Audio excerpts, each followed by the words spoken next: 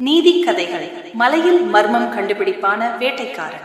மேற்கு தொடர்ச்சி மலைப்பகுதியில் ஓர் அடர்ந்த காடு. அங்குள்ள பழங்குடி கிராமத்தில் மக்கள் தொடர்ச்சியாக மர்மமான முறையில் இறக்கிறார்கள். ஒரு பிரம்மாண்டமான கருஞ்சிறுத்தை தான் மனிதர்களை வேட்டையாடுகிறது என்று மக்கள் நம்புகிறார்கள். அரசாங்கம் இந்த சிறுத்தையை வேட்டையாட புகழ்பெற்ற வேட்டைக்காரர் விக்ரமை அனுப்புகிறது. விக்ரம் பல சிங்கங்களையும் புலிகளையும் வேட்டையாடிய அனுபவம் கொண்டவர். விக்ரம் காட்டிற்குள் செல்கிறார். அவரோடு அந்த பகுதியைச் சேர்ந்த மாறன் என்ற இளைஞன் வழிகாட்டியாக வருகிறான். காட்டின் ஆழத்தில் செல்ல செல்ல விக்ரம் சில விசித்திரமான விஷயங்களை கவனிக்கிறார். விலங்குகள் கொல்லப்பட்ட விதம் சிறுத்தை கொல்வது போல இல்லை. இரத்த கரைகள் மரங்களின் மிக உயர்ந்த கிளைகளில் காணப்படுகின்றன. ஒரு நாள் இரவு நெருப்பு மூட்டி அமர்ந்திருக்கும் போது மாறன் சொல்கிறான், ஐயா, இது சாதாரண சிறுத்தை இல்லை, இது காட்டின் காவல் தெய்வம், பழிவாங்க துடிக்கும் ஆவி. விக்ரம் அதை கேட்டு சிரிக்க பின்பு இருவரும் தூங்க ஆரம்பித்தனர். நன்றாக உறங்கும் போது நள்ளிரவில் விக்ரம் ஒரு சத்தம் கேட்டு எழுந்திருக்கிறார். தூரத்தில் ஒரு கருப்பு உருவம் நகர்வதை பார்த்து தனது துப்பாக்கியால் சுடுகிறார். அந்த உருவம் தப்பித்து ஓடுகிறது.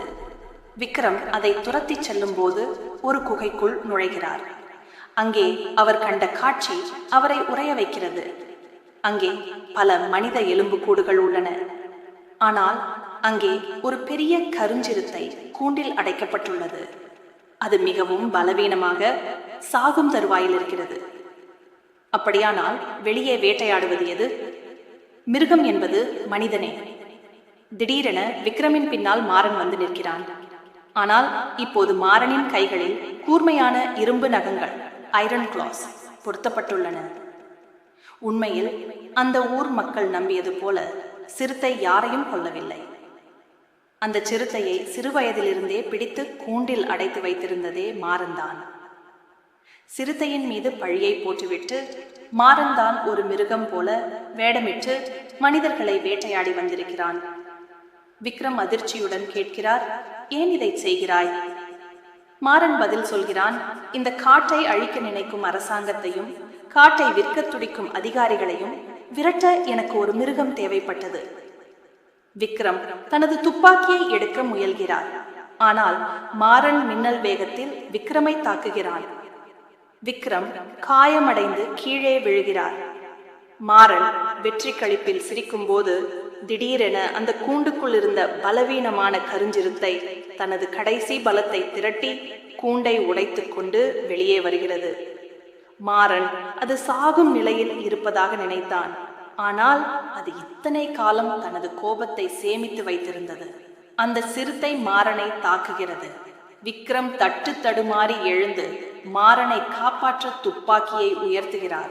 ஆனால் அவர் சுட்டது மாறனையும் அல்ல, மாறனை தாக்கிய சிறுத்தையையும் அல்ல. விக்ரம் சுட்டது வானத்தை நோக்கி.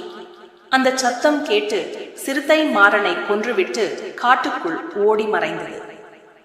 விக்ரம் மெதுவாக மாறனின் காதில் சொல்கிறார், நீ சொன்னது சரிதான் மாறன், இந்த காட்டுக்கு ஒரு காவல் தெய்வம் தேவை. ஆனால் அது நீ அல்ல, அந்த சிறுத்தை. நான் இங்கு வந்தது அந்த சிறுத்தையை கொல்லல்ல, அதை விடுவிக்க. நான் வேட்டைக்காரன் இல்லை, வனவிலங்கு பாதுகாப்பு அதிகாரி. உன்னை பிடிக்கவே நான் வேட்டைக்காரன் போல நடித்தேன். காட்டின் ரகசியம் வெளியே தெரியாமல் அந்த சிறுத்தை மீண்டும் சுதந்திரமாக காட்டை ஆளத் தொடங்குகிறது. நீதி. மற்றவர்களுக்கு குழி தோண்டுபவன் தான் தோண்டிய குழியில் தானே விழுவான்.